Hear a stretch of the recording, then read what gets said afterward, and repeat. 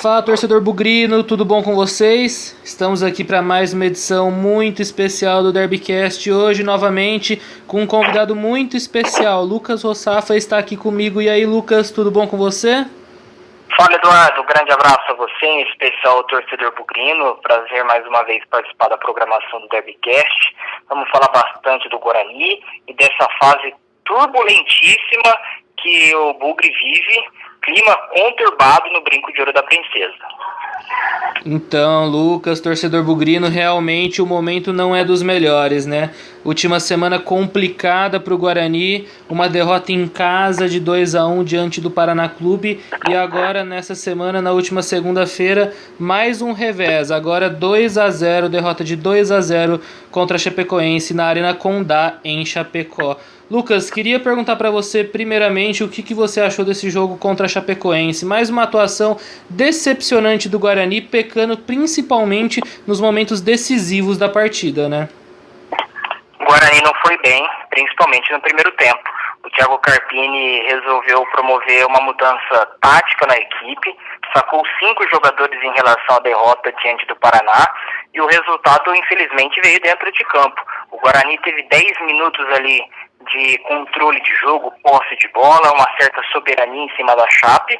A partir de então foi um grande fracasso. O Guarani foi dominado, viu a Chapecoense atacar com facilidade e foi derrotado com merecimento. E por incrível que pareça, torcedor bugrino, o Guarani poderia ter retornado de Chapecó com 1 ponto na bagagem, mesmo com um homem a menos, e Gorenik foi expulso de forma inconsequente aos 6 minutos do segundo tempo, e o Alviverde teve a infelicidade, também incompetência, de desperdiçar 2 pênaltis, algo inédito na história do clube em um mesmo jogo.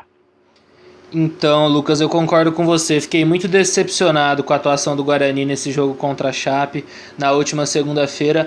A impressão que eu tenho é que a equipe não evolui, né? E em alguns momentos até piora. Porque, por exemplo, no jogo contra o Paraná tinha feito um primeiro tempo bom, na minha opinião. O segundo tempo foi um desastre.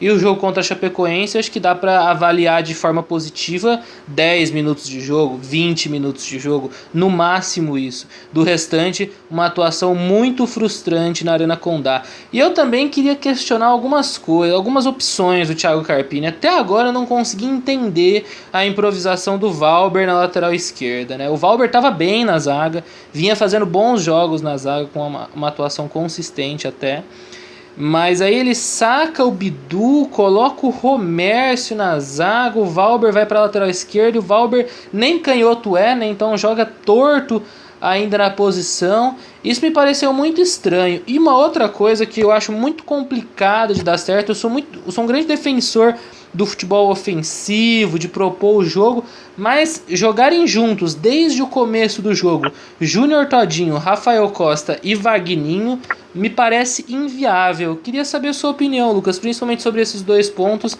e essa atuação frustrante do Guarani em Santa Catarina.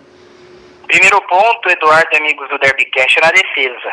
O Guarani vem sofrendo na bola aérea desde 23 de julho, data da retomada do Campeonato Paulista. E o Thiago Carpini tem tentado encontrar a dupla de zaga que lhe ofereça a maior segurança possível.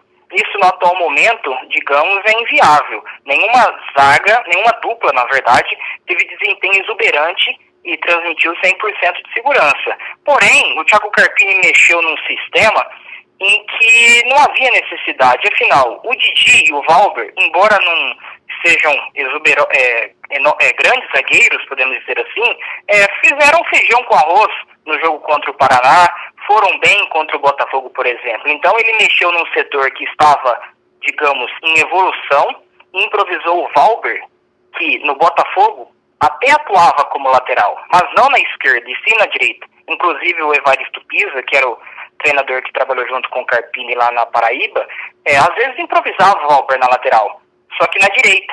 E aí foi o grande erro do Thiago Carpini. O Guarani perdeu muita velocidade na esquerda sem o Bidu, que é uma válvula de escape importante, embora, é claro, não viva um grande momento técnico. E no ataque, eu vi dois jogadores totalmente perdidos em campo. Rafael Costa não relou na bola, perdeu todas as disputas, as poucas que teve, é verdade, contra Luiz Otávio e Joilson, zagueiros da Chapecoense. Júnior Todinho, displicente, bateu muito mal o pênalti. E o Vagninho foi o menos pior daquele sistema ofensivo que praticamente nada produziu. Uma decepção do Guarani em Chapecó, que agora já se vê muito pressionado com o Carpini na corda bamba e com a obrigação de vencer na sexta-feira.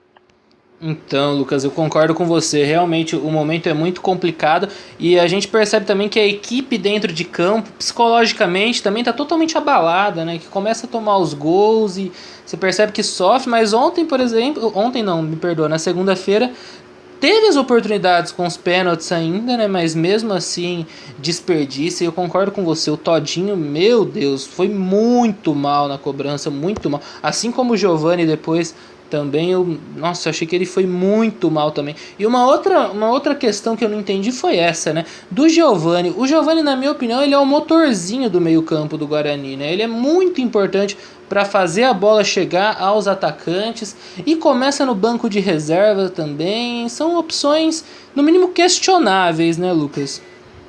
É aquele negócio. Algumas vezes o Thiago Carpini toma algumas atitudes incompreensíveis. Foi assim no derby, que por sorte conseguiu reverter aí o jogo contra a Ponte Preta. Só que lá em Chapecó o cenário foi diferente. Por exemplo, ele precisava de um meio-campista. E o Lucas Crispim, sob comando do Thiago Carpini, no ano passado, por exemplo, atuou pelos lados e agora tem até atuado, às vezes, como segundo, terceiro homem no meio-campo. Mas não com a função de meia cerebral, meia que distribui as jogadas aos atacantes. Nunca foi a característica dele, nem no Santos, quando ele surgiu para o futebol brasileiro. Então foi um grande equívoco. Porém, nós temos que lembrar, com o Thiago Carpini, o Lucas Crispim é intocável. Ele não sai do time, a não ser que tenha alguma lesão. Por opção técnica ou tática, jamais. Então, essa é uma das razões pelas quais o Thiago Carpini merece ser criticado. O Giovani, na minha visão, é titular absoluto desde que esteja bem fisicamente. E você viu, foi assim contra se não me engano, contra o Botafogo. E no jogo contra a Chape também. Ele entra, ele consegue dar maior dinâmica ao meio-campo. E eu vou discordar um pouquinho de você. Eu acho que o Júnior Todinho foi muito mal na cobrança. O Giovani nem tanto. Ele acertou a trave. É lógico que ele merece ser criticado porque errou. Só que eu acho que o saldo dele é muito melhor em relação ao Júnior Todinho.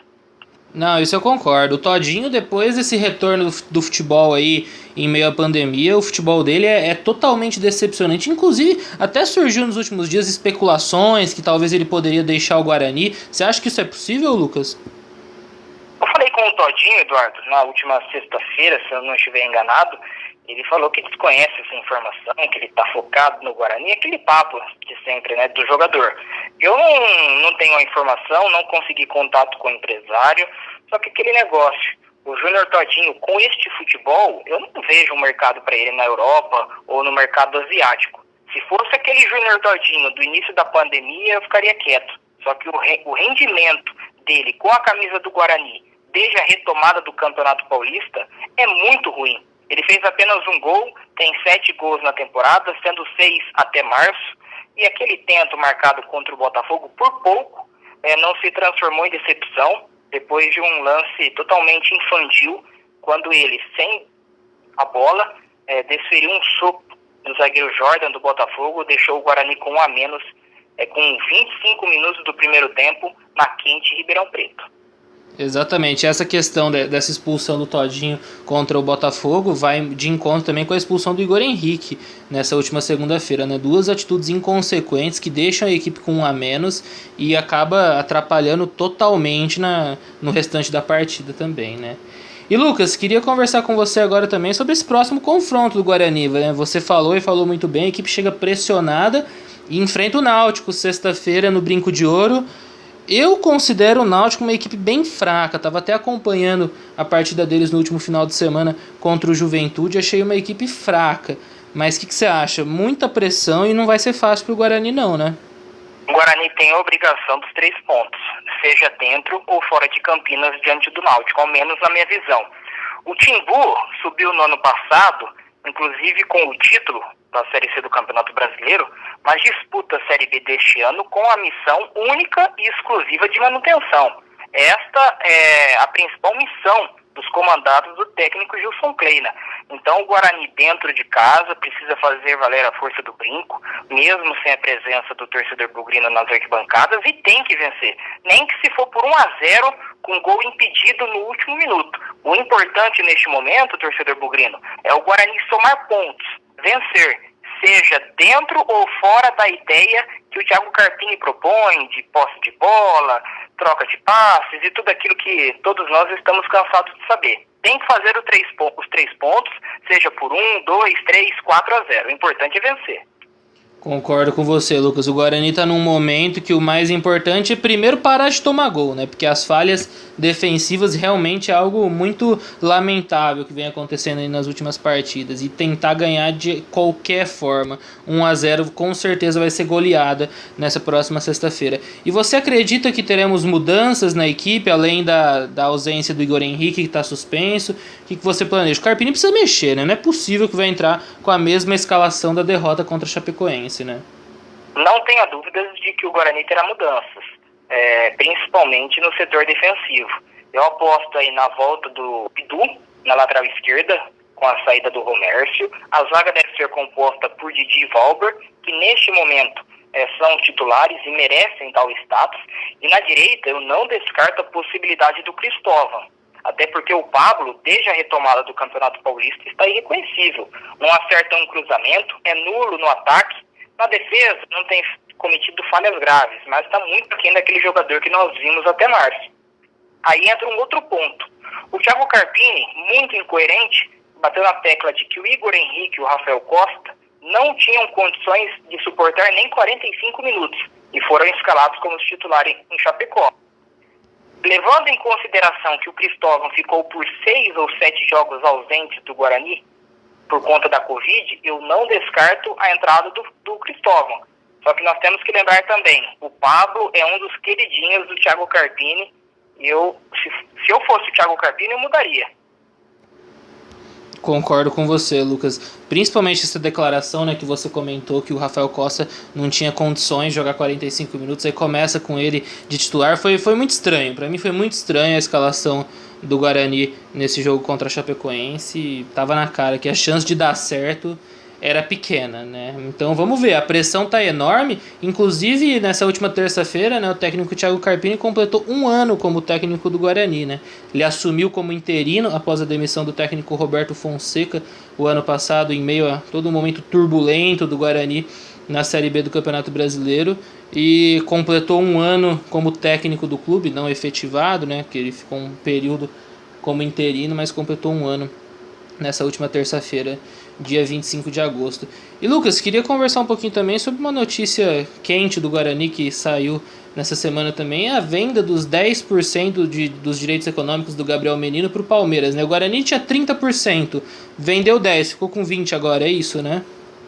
Sim, Gabriel Menino é uma cria do Guarani, que por incrível que pareça, nunca jogou profissionalmente no clube. No fim de 2016, em meio à crise financeira, o Guarani devia salários ao jogador, que na época entrou com um processo na justiça para tentar a liberação deste vínculo e ficar livre no mercado. Ele assinou com o Palmeiras, sem custos para o Guarani, que na época cedeu 30% dos direitos econômicos, e agora o Guarani negociou esses 10%, mantém 20%, e estima-se que a venda tenha sido feita por cerca de 400 mil, que já estariam pré-definidos naquele acordo que o Palmeiras fez com o Guarani no passado. Lembrando que o Guarani não divulga o valor exato por conta da tal cláusula de confiabilidade, aliás, confidencialidade, e este valor certamente estará só no balanço do Guarani no fim de 2020. Então, tem umas coisas que me impressionam, né?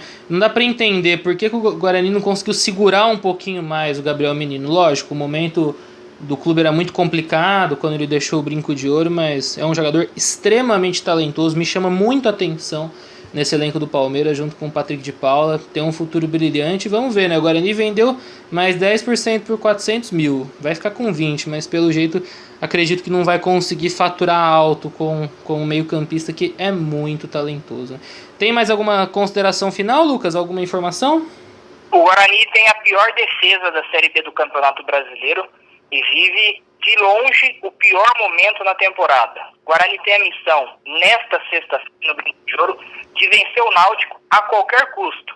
Essa é a nossa expectativa, que o Guarani possa superar o Timbu, independentemente do placar, saltar aos 6 pontos e ganhar um fôlego. Este fôlego é fundamental para trazer a confiança, dar um tapa na crise e deixar o Guarani um pouco mais motivado para enfrentar o Oeste na próxima segunda-feira, também aqui em Campinas, Eduardo.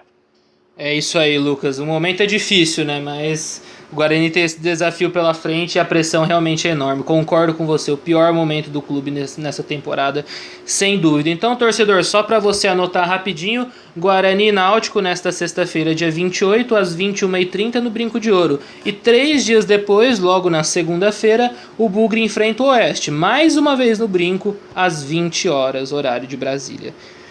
É isso então, Lucas, quero agradecer muito a sua presença mais uma vez, a audiência do torcedor bugrino e desejo um grande abraço e sorte para o Guarani nessas 2 próximas rodadas da Série B. Um abração, Lucas, muito obrigado, um abraço, torcedor bugrino. Valeu, Eduardo, um grande abraço a você, a toda a nação bugrina, estamos juntos aí nos próximos compromissos, até mais. Até.